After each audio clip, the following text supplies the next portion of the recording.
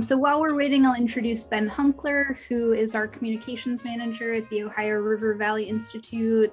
Ben will also be doing tech support for this webinar, so feel free to chat Ben if you need anything, or raise your hand if you need us to help facilitate the tech side of everything here.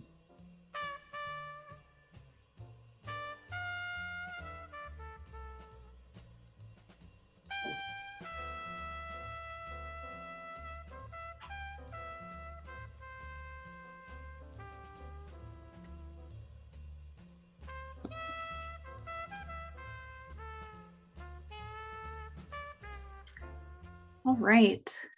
Well, again, good evening, and thank you all for joining us tonight for an important program, Race to the Bottom, a conversation on carbon injection wells and hydrogen hub development in the Ohio River Valley and the Gulf Coast.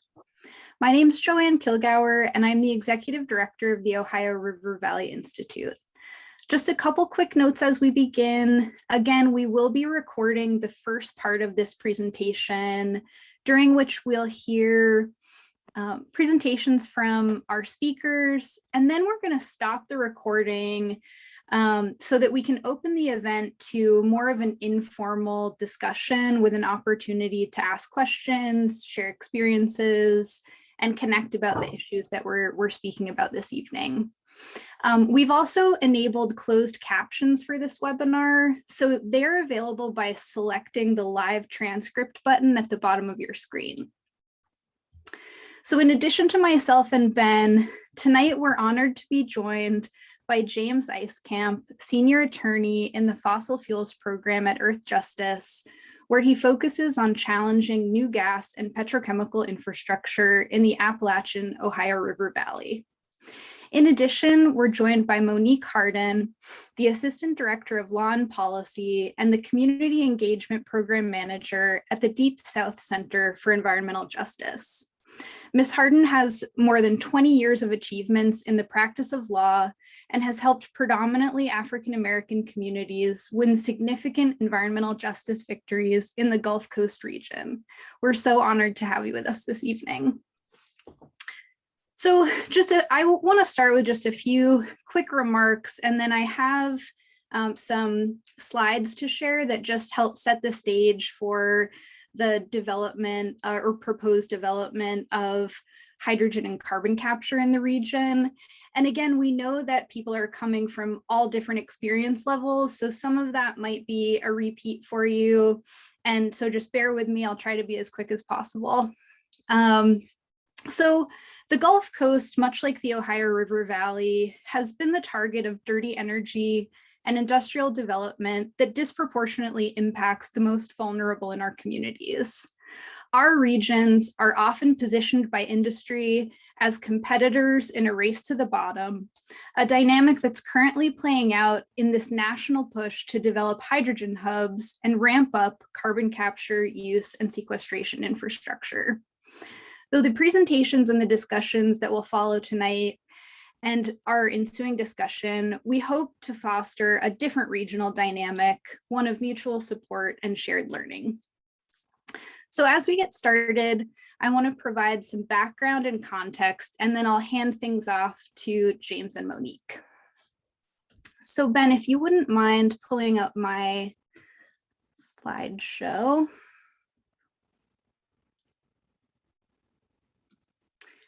Great, thank you. All right, so this is a very simplified diagram that presents a logical view of some of the proposed hydrogen and carbon capture infrastructure for the Ohio Valley. So for our region, any potential build out of hydrogen and carbon capture, at least on the hydrogen side, is likely to rely heavily on natural gas. So hydrogen would be produced from natural gas, and it would be blue hydrogen because it would use carbon capture to remove some of the carbon from the process, and then that would be transported via pipeline to underground carbon sequestration or potential uses. In addition, the box kind of down at the bottom left represents some of the potential uses or customers for blue hydrogen. And we also see on the right, the top right corner, that there are other kinds of facilities on which carbon capture would likely be implemented. So for the Ohio Valley, there's often been this like short phrase, hydrogen hub, that's used to describe what's actually a much more significant or potentially significant build out of infrastructure, some of which has absolutely nothing to do with the production or end use of hydrogen. So we see from all these different kinds of facilities, the potential for carbon capture infrastructure, a vast network of pipelines and other kinds of facilities, and underground carbon sequestration. So in this next slide, one of the challenges that we have in having these conversations right now is that very few concrete proposals exist, if they exist at all. And so the closest we could find to coming up with what a potential map or useful way of framing what some of this CCUS project development might look like is in this document, which came from the Labor Energy Partnership. And there's this Building to Net Zero report. So you can see here some different kinds of facilities, including oil and gas, metals manufacturing, refineries, coal generation, chemicals manufacturing, and then these potential CO2 pipeline routes, as well as reservoirs and other clusters of facilities. And again, sorry, if you hear a funny noise, I have a dog in my office with me. But we see a, even this multi-state regional network would represent likely the low end of the range of projected projects at full build out. So this hub is being pitched as integral to our energy transition and economic survival for the region. And this is a common story we're very familiar with. This was the pitch at the beginning of the shale gas boom. This was the pitch at the beginning of the petrochemical renaissance. And now here we are a decade later, 2 decades later, and we're faced with a new take it or leave it proposal that is supposedly hinging our energy and economic future on its back. But the reality is that it's very unlikely that the build out of a hydrogen hub or carbon capture infrastructure would really do very much to promote job growth and might even inhibit a true energy transition. Another reality for our region is that the implementation of carbon capture in the power sector would likely impose significant costs on energy consumers. So earlier, our organization released a report that's accessible on our website where you can interact with this map and see how based on where you live, how your utility bills would likely be impacted by the widespread adoption of carbon capture in the power sector. And so if we look at, just take Ohio, for example, an average customer in Ohio would pay $416 a year or $35 a month if we saw CCUS adopted in the energy sector. And for a lot of people, that makes the difference between your ability to afford your energy bills and your ability to pay for groceries, gas, other kinds of household needs. So it's a significant impact that we would be talking about. And there are other economic concerns. So it's not just that there's kind of the cost or estimated cost that might be passed down to consumers, but there are other economic issues that are at play that are impacting some of the policies that we're seeing related to these industries. So one example is that, many of the proposed facilities that would likely be included in a carbon capture build out are already struggling to be cost competitive with similar resources that may be renewable or other low-cost energy resources. And that means that what we would be talking about is to keep those online with carbon capture would require 100% or 100% plus subsidy. In addition, the proposed subsidies for carbon capture that were provided in the Inflation Reduction Act that recently passed would only last for about 12 years. And so few plants and factories would be able to fully recover the immense upfront capital cost required by CCS. And then prospective hub customers wouldn't assume that incremental cost themselves. And so we're just likely to see this really complicated dynamic where some costs are assumed by public subsidy, some costs are assumed by upfront capital investments, and then other costs are just passed on to hub consumers and eventually ratepayers. So again, getting back to subsidies, right? So what's the industry solution to all of these economic challenges? We'll have the public pay for it. So we saw in the Inflation Reduction Act that many of the proposals are coming in the form of tax credits. So the Inflation Reduction Act raised the value of the 45Q tax credit to make it and made it a direct payment for up to 7 years. So this basically means that it would no longer be necessary for the entity that's receiving that direct payment to show that they have the actual tax liability in order to take advantage of the credit. So that's, one thing that puts this much more in favor of the industry actor. And in addition, this number, the $85 per MTCO2 figure is equal to or greater than the actual cost of the carbon capture. And that doesn't even include many of the other tax and regulatory provisions that the administration is recommending that states take to reduce industry costs and shift liability, one of which is to take over the Class 6 injection well program, which we'll be talking about later this evening. And so again, if all these provisions are enacted, it would result in effectively a more than 100% taxpayer subsidy for technologies that just are not market competitive. But there is still a question of, even at that level, even with 100% plus subsidy, are these likely to be enough to support widespread adoption of CCUS? And so there are some questions that we have about that. One is, what's the impact of that 12-year time frame? So in many cases, again, that will not be sufficient to provide the ability for prospective users of the carbon capture to recover their capital costs. So that could be a deterrent. Another potential consideration is that the subsidy will only be adequate for facilities that are already operating relatively well.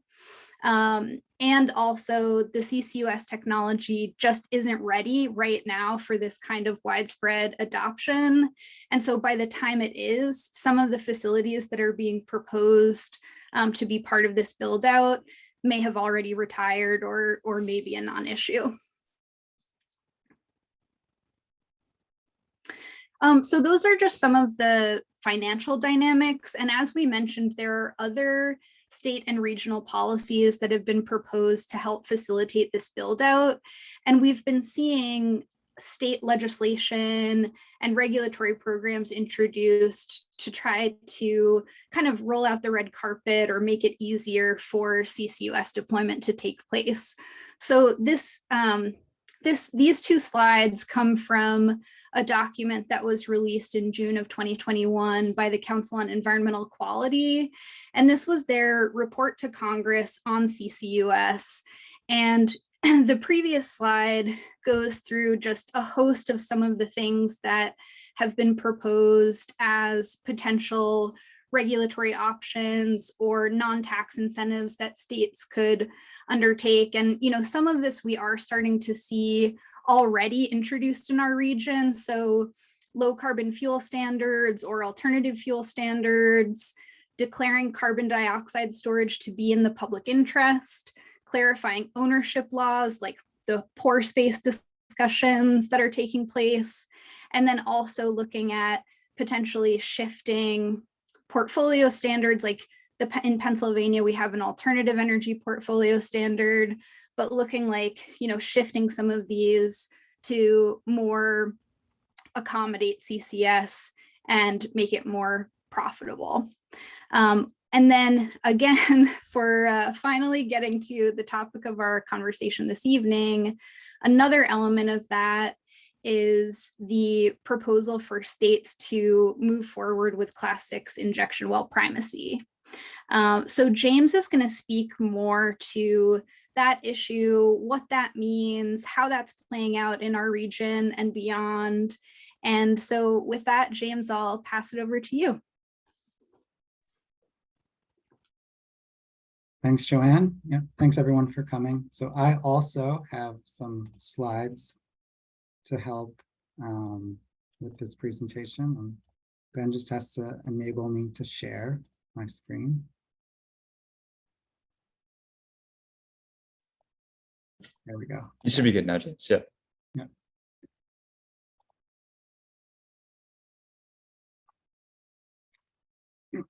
So as Joanne mentioned, I'm going to be talking about Class 6 injection well program primacy. So first, to start, the Class 6 injection well program is part of the Safe Drinking Water Act's injection well program. So the Safe Drinking Water Act does a number of other things, but one thing it does is it houses the underground injection control program at the federal level. This program is purposed to protect underground sources of drinking water. Those of you who have studied or been around injection wells know that they impact more than just underground sources of drinking water. But because the Safe Drinking Water Act was the law that really regulated underground injection wells, that's really ultimately what it's going to come down to. But both EPA and states have expanded the program to include things that have become obvious hazards, such as earthquakes and seismic activity, even if they don't protect underground sources of drinking water. So there are 6 different classes of wells. And the classes are broken down not only by what they dispose, but also the formations they're allowed to dispose in. So whether it's a more shallow formation or a deeper formation might impact the class. So you can see the classes here, but really the 2 common injection wells are Class 5, and that's primarily injecting stormwater into shallow formations, and Class 2, oil and gas ways. Class 3, you might have heard of, that could be doing something like mining salt caverns, but certainly in the Ohio River Valley and in Louisiana, where Monique lives, Class 2 injection wells are very common, and we've seen a number of impacts from the regulation of Class 2 injection wells by states that have primacy, such as Ohio and West Virginia. So what we're talking about today, though, is Class 6 injection wells. So first, I want to start with the CCUS terms that we talk about. So carbon capture, utilization, and storage. Carbon capture and utilization, you can think of as under the Class 2 injection well program, but this is the enhanced oil recovery well it's referred to. So this is where carbon is pressurized and injected into oil and gas formations to get like the last little bit of whatever's down there. In theory, the carbon does stay stored down there. But for the hubs that are being proposed and for the scale of carbon capture that is being proposed, Class 6 injection wells are going to be needed because they can store in deeper, theoretically safer formations. And they can store a lot more. So where industry has been looking for these hubs has not only been where a lot of gas is created, so that's certainly one reason why the Ohio River Valley is targeted, but it's also because we have a lot of these deep saline aquifer formations that are supposed to be really good for carbon storage. And so you can see here, this is similar to the graphic that Joanne had. You can see here, CCUS facility captures the carbon, sends it down a pipeline. It could be class 6 well close to the project. It could be a class 6 well, a number of wells that are taking a number of different facilities, carbon, and storing it down deep. Potentially could be utilization, but you can see, you can imagine another issue with utilization is you would need a lot more pipeline infrastructure to get to the class 2 wells to pipe the carbon to that infrastructure. So utilization isn't going to work for these carbon hubs for a number of reasons. They're going to need class 6 well primacy. So I'm using this graphic. I got this from a helpful New Orleans area newspaper article, but I'm using it just to describe some of the problems that can occur at class 6 wells, just with keeping the carbon captured or disposed of as it's theoretically supposed to do.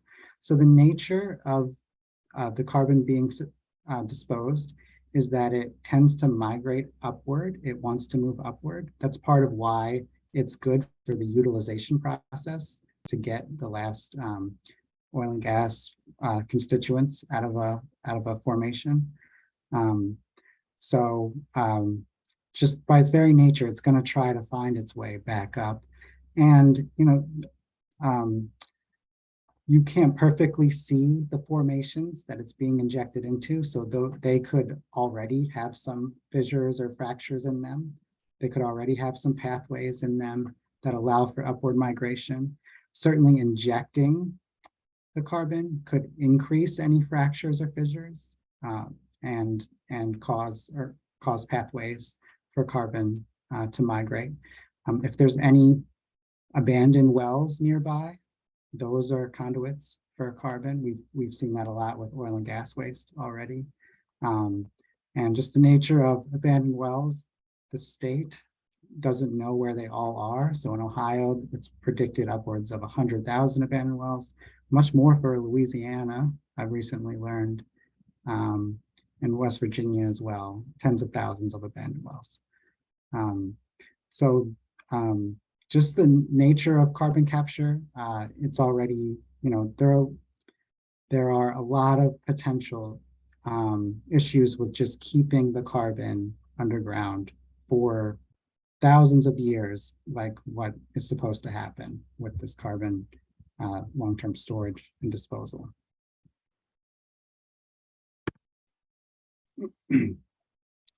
So I'm going to talk about the current landscape of primacy. So first, maybe take a step back, why, maybe it's not clear, why states are pushing so hard to get primacy. So right now, there are only 2 active class 6 injection wells in the country. Both are in Illinois. Both were issued by EPA. EPA, their timeline for permit issuance is 6 to 8 years. That's partly because there are a lot of very technical issues with the class 6 injection well. That's partly because there's not a lot of expertise, both at EPA and in the field on this subject, just because there isn't a lot of it going on. There hasn't been a lot of it going on. Class 2 wells have been operating since the 80s, and we still see a lot of problems at those wells. So far, and both of the wells in Illinois are they're ethanol production facilities from corn. So they're corn ethanol production facilities. So a lot different than what is being proposed both in the Ohio River Valley and in the Gulf South. There are 2 states with primacy, North Dakota and Wyoming. These states were issued primacy during the Trump administration. North Dakota is the only one so far that has issued a permit. As far as I know, these wells are not actually operating to this point. And there's a number of states in the pre-application phase, more than we're going to talk about today. But today we're going to talk a little bit about West Virginia, which has passed rules to create a class 6 program. And they're currently in talks with EPA, and I'll talk about what that means in a minute. Ohio is in the process of creating rules. Louisiana, they have they were in talks with EPA. They submitted their application to EPA. It was deemed complete very recently, and they're moving into the substance review phase. And as far as I know, Louisiana is the furthest along of any state besides North Dakota and Wyoming to getting primacy. So I'll talk a little bit about the process now. So the primacy process is under Section 1422 of the Safe Drinking Water Act, and states can obtain primacy and enforcement authority under the injection well programs. This means that they run the show. They do all the permitting, they do all the enforcement. If it's anything like we've seen with the other injection well programs, EPA does take a really hands-off approach once a state gets primacy. They do an audit every 5 or 10 years or something, and it's usually not a very thorough audit. So getting primacy really is a big deal, especially if you're worried that your state does not have the expertise to carry out one of these programs. The process is you submit an application with the regulations, the program description. I'll talk more about these things in a minute. Governor's letter, AG statement, memorandum of agreement between the state and EPA, memorandum of understanding. Really, the regulations and the program description are going to be the big drivers. And I'll just, so 1422 of the Safe Drinking Water Act is a little different than 1425. Again, I just mentioned this because I know some folks here are familiar with the Class 2 programs. So for Class 2 primacy, you really need to show just generally that your program protects underground sources of drinking water. Under 1422, you have to meet some detailed federal regulations and show that your program will protect underground sources of drinking water. So EPA conducts these applications in phases. So the first phase is pre-application meetings. So as states are preparing their application, they're coordinating with EPA, they're talking with EPA. At this point, they may or may not have adopted their rules. So this is where West Virginia is. They're in this pre-application meeting phase. Soon they're going to move into phase 2, and that is where they formally submit their application to EPA, and EPA reviews it for what's called completeness. And I'll talk about what that means in a minute. And a federal docket is then created for the application. We have learned in the Louisiana process that phase 2 takes place largely at the regional level. So EPA's regional level. In West Virginia would be region 3, in Ohio that would be region 5. That's important because that's who you want to reach out to. You certainly want to reach out to headquarters with your concerns about an application, but also to the regional level with your concerns. In phase 3, this is where EPA puts together a team to review the substance and the elements of the application. So phase 2 can really be more of a checkbox process. Like, did they give us those things? Did they fill in all the boxes? Phase 3 gets into the substance. And in that phase, EPA will hold a public hearing and conduct a public comment period, and they'll determine whether to approve or disapprove the application for primacy. And then the final phase, their decision is published in the Federal Register, determining whether to grant primacy or whether to disapprove of an application. So to talk a little more about the completeness determination, again, this is where West Virginia is going to be in phase 2. Again, a lot of this is really a checkbox process. If you look on some of EPA's material, they even give you like examples of what to say in a governor's letter, attorney general's statement, and memorandum of agreement. Those things are going to be pretty standard. What's not is going to be the copy of the state statutes and regulations and description of staff. And I mention that because, again, I just want to highlight that expertise in this area is still being developed.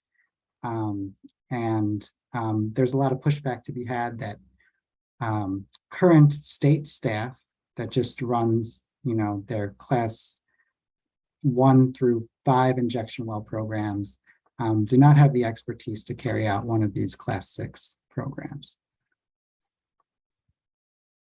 So during the completeness determination, I think it's probably important to push back on what staff have been hired, have they been trained to handle some of these wells. In Louisiana, in their application, they said that within the first 2 years, they were going to permit something like 6 to 8 class 6 injection wells. And again, EPA itself has only permitted 2 of these across the whole country. So it's just hard to imagine the state of Louisiana got the expertise to thoroughly review applications and permit 6 to 8 of them in the first couple of years. So I'm going to talk a little bit now about the substance of the Class 6 program.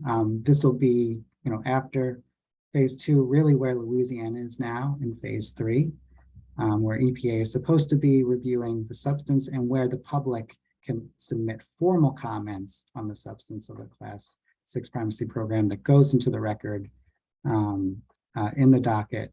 And potentially, if you don't like the decision, you create a record for a challenge.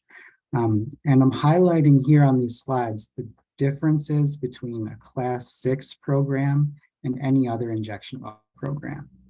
So a Class 6 program has to ensure the use of materials and performance standards suitable for CO2 contact for the life of a project. So CO2 is it's a very corrosive element, and if the material can't handle it, it's going to cause integrity issues. You're going to get leaks, and it's going to be a disaster. So, ensuring that process, that will take some strict rules and a lot of expertise on the state's part. There's going to be continuous monitoring of CO2 injection pressure, analysis of CO2 stream characteristics. Again, the state has to be able to ensure that this happens, whether it's through oversight and some combination of rules and monitoring process. And there's going to be periodic monitoring of groundwater above the confining zones. So just a little bit more continued. So there's continuous monitoring of the underground plume and pressure front. This is true even after the well is closed for 50 years after injection. I don't know why 50 years. It's kind of an arbitrary number. I don't know why we're okay with carbon seeping up into aquifers, the atmosphere after that. But just seems like we like to just pass things off to the next generation. Other considerations to think about when evaluating these applications or talking with your regions or with EPA headquarters or with your state is the geologic risk and suitability in particular regions. So any issues with subsidence, abandoned wells, historic mining, seismicity, these areas arguably aren't appropriate for Class 6 injection. The primacy agency's history of compliance and enforcement, and again, also their expertise, I think that's highly relevant to carrying out one of these programs. Again, EPA has only issued 2 permits, therefore a very different kind of and scale of carbon disposal. So EPA itself hasn't really shown strong capability of carrying out this, frankly, new technology safely. There's a lot of pushback to be had, especially if your state doesn't have a great track record under their already existing injection well programs. And then environmental justice review. So UIC well programs, certainly true of Ohio and West Virginia, do not have environmental justice review despite mandates from executive orders. I know that when I've brought this up, states have said they don't have to. That's a federal requirement, but this is a federal program. So before EPA hands over primacy for the program, they should require strict environmental justice review. That would be something like review of the area to determine environmental justice impacts, whether permitting is appropriate on those impacts, and allowing for better outreach and more public involvement in those decisions. So EPA, the current EPA has been revisiting its environmental justice requirements. There's been new executive orders mandating them to do so. So there really is an opportunity here to push back on these applications from an environmental justice perspective.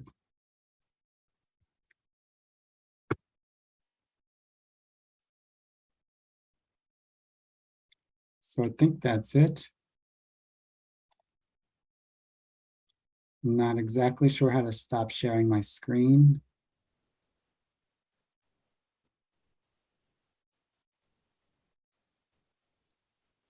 There we go. Thank There you we so go. much, James. That was a really helpful overview, and I know that was really technical, so if anyone has follow-up questions, feel free to reach out to us and we can help clarify to the best of our ability, because I know it's a lot to take in, and really appreciate you going over all of that, James. So Monique, now we would love to welcome you to share what your experience has been in the Gulf South and what we might be able to learn from the approach that you've been taking. Sure. Thanks, Joanne. And James, thanks for that thorough look into, the decision-making process and all that entails. I think this is really important. I want to just kind of bring a focus to environmental justice and how CCS really obliterates the goal of achieving environmental justice, not just here in the Gulf Coast, but everywhere, and how it fails to, how it's not informed by the lessons learned, some 50 years after the Clean Air Act and permitting, where industrial facilities and toxic pollution have been disproportionately concentrated in Black and other communities of color, all federally permitted, all regulated, but nonetheless, this really unjust burden that consequences of ill health effects and the double disasters of a major storm or major flood event, and what that can do in terms of exacerbating the damaging effects of nearby industrial facilities or sites that have legacy pollution from prior permitted industrial operations in the community. The Deep South Center for Environmental Justice was founded in 1992 by Dr. Beverly Wright, with the goal of building the power of community-based organizations to fight for environmental justice through education, research, and community engagement in governmental decisions, so that they are seen and heard in making decisions that improve environmental conditions. And that extends to the climate crisis we're now in, where our focus has been on how to center environmental justice in climate action, to separate or keep it divorced or unrelated dooms both pursuits. And the carbon capture storage is kind of case in point of all of this. Louisiana and Texas have been targeted for massive deployment of new, not existing, but entirely brand new gas production facilities of various sorts, including LNG projects, all touting that they will use carbon capture storage and therefore will not have any of the problems of old industries.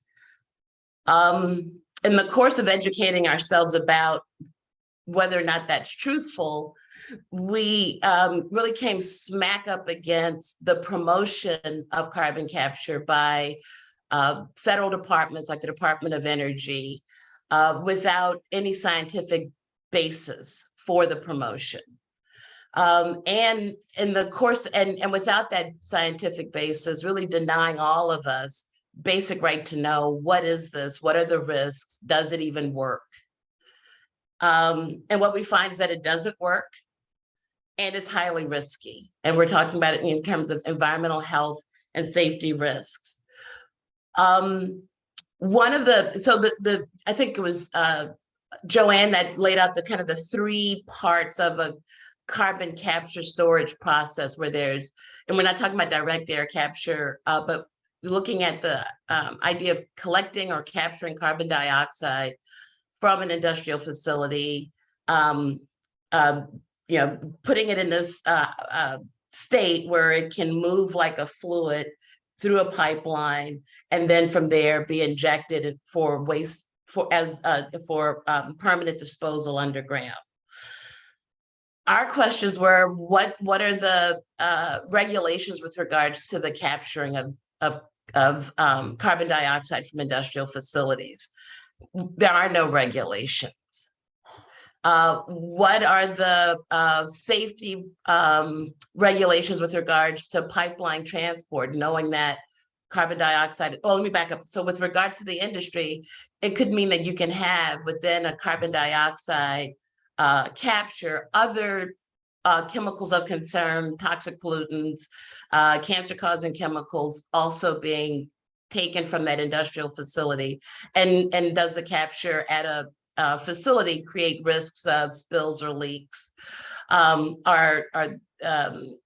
We don't see any regulation or regulatory approaches to dealing with that, or analysis of it from the standpoint of like an environmental protection agency or state environmental agencies. So with regards to the pipeline transport, the corrosive nature of carbon dioxide is that over time it can create leaks and ruptures in the pipeline, and we have a living tragedy where people were in Mississippi were exposed to carbon dioxide after a pipeline rupture and were incapacitated because of the asphyxiation effects of carbon dioxide. People had to be rushed off to emergency rooms, and now our federal agency that regulates pipeline safety is having to think about what should be new regulations for the pipelines. None of that is coming through the discussions around projects that would employ or propose to employ CCS, those particular dangers.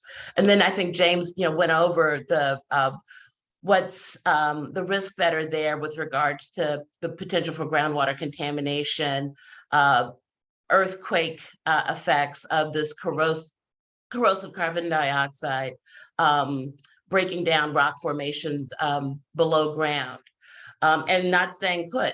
When you add on to that what we have in Louisiana in terms of our landscape and our regulatory framework, it really just multiplies the risk factors for us. We have thousands of abandoned wells. Not all of them are mapped or identified that can serve as conduits for the carbon dioxide to move because it's upwardly mobile as one of its properties. It can move back to the atmosphere, which was defeats the entire purpose of this whole thing. It also means that we have a state agency that has been like really neglectful around the safety and management of the Class 2 oil and gas wells that have been abandoned and orphaned on land and in the Gulf waters.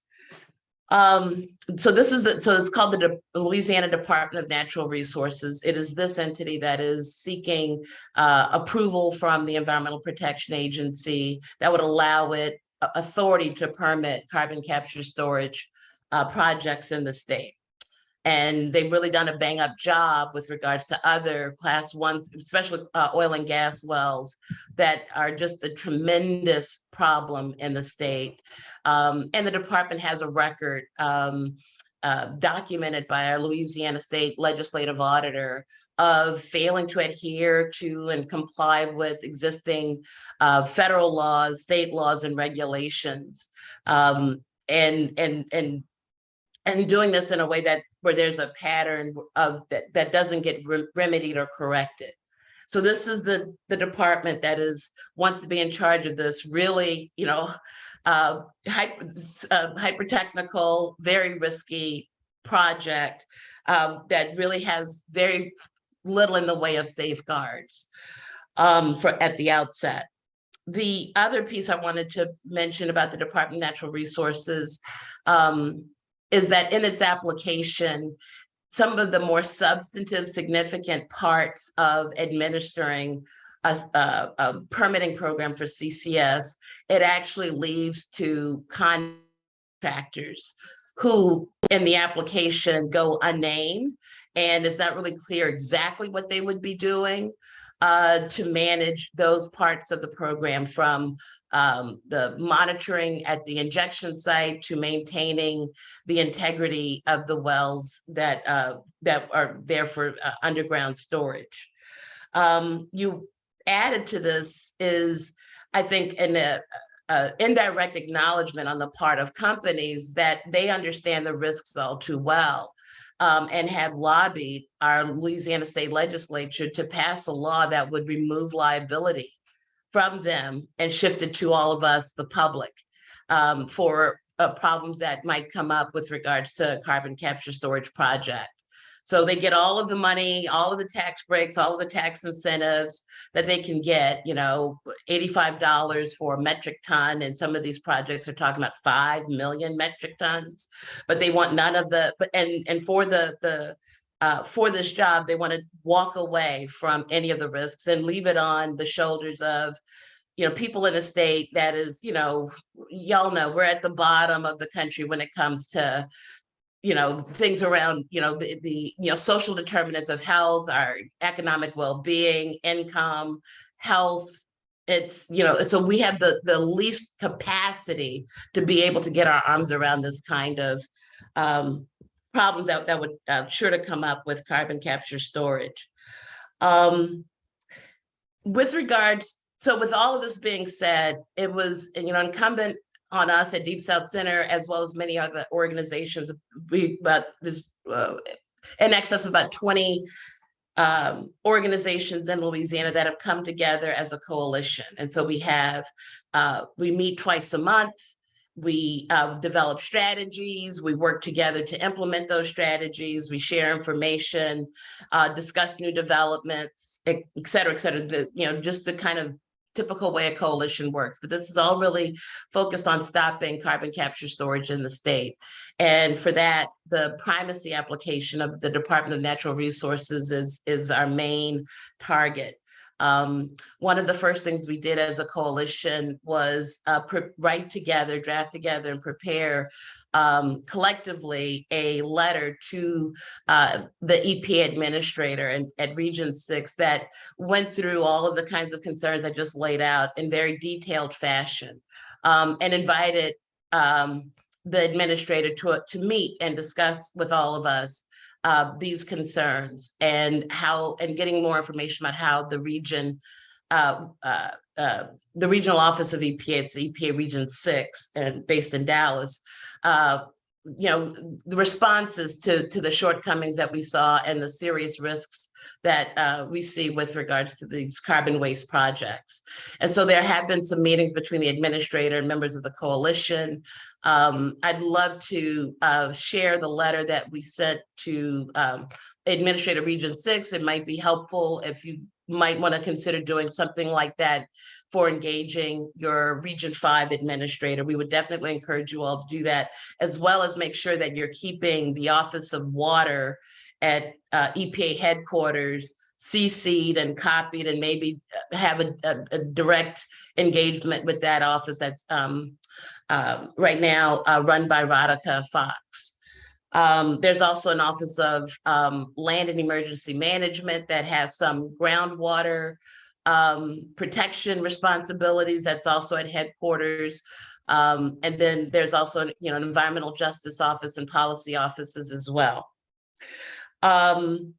With regards to the environmental justice reviews that are part of this, needless to say, our Department of Natural Resources felt satisfied just saying that they would, go online and look at EPA's map making tool and make some maps, which is not an environmental justice review nor does it ensure the obligation it has to protect civil rights under Title VI of the Civil Rights Act.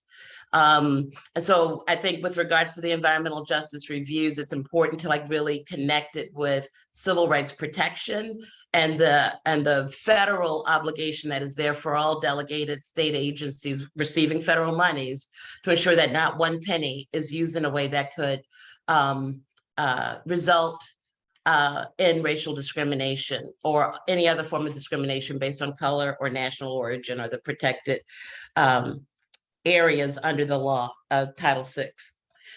I think I want to also let you know that the work that we have done as a coalition has also done some more like indirect routes around this. So one of those indirect routes has been the authority that city governments, and we have parishes, we don't have counties, we call our counties parishes, parish governments have over land use.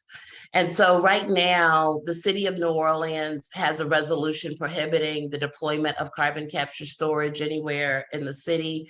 And as you can imagine, our city is located between Baton Rouge and Plaquemines Parish, which is at the very southernmost end of the state.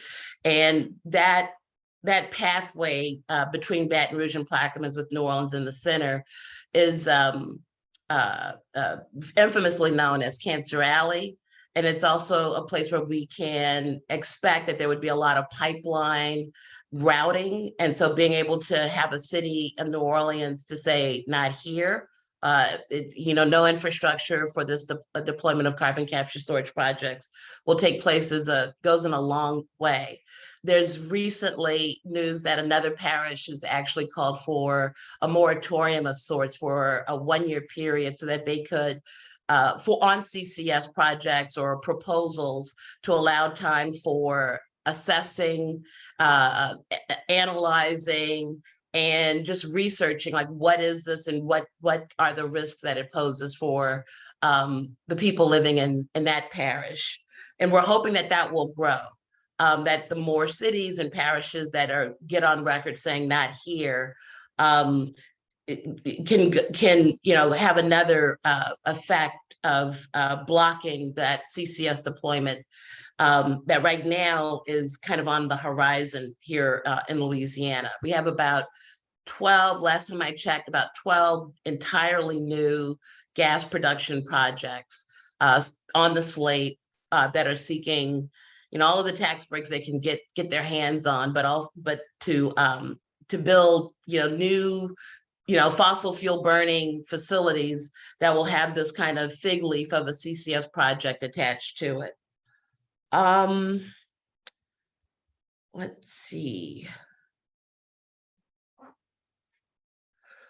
I guess it's important to know too, like some of the more grisly parts of the fight that have come about after our coalition was formed and made our concerns known in opposition to the CCS known to the Environmental Protection Agency. This began in the fall of 2021, and it was right around that time where our Department of Natural Resources was